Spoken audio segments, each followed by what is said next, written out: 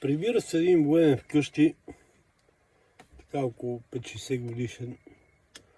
И точно дара вратата, жена му се къпе, гледа телефона и дрънка СМС, поглежда отгоре, пише до вечера 8 часа, еди кой си хотел адрес, ягоди, шампанско, твой Иван.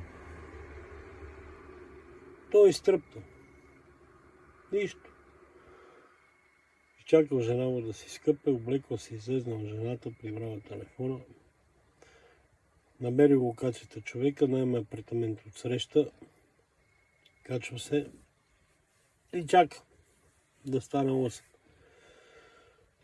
Гледа жена му 8 без 5, влиза от среща в хотела, нашия дебне със снайпер.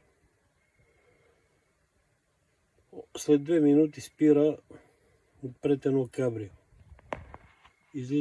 От него слиза един тигър, около 25-30 годишен, изпънат, стегнат, с готиния тен. Идеален тип.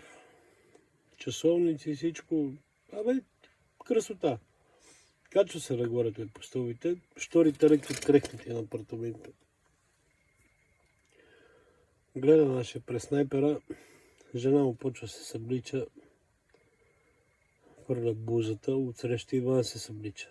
Иван сваля риза, гърди, плочки, тен, епилиран. Бомбон! Жена му сваля сутиен, увиска додолу. Целулит, не знам какво да. Човек си и гледа, вика, Боже, как ми стана удобно от Иван.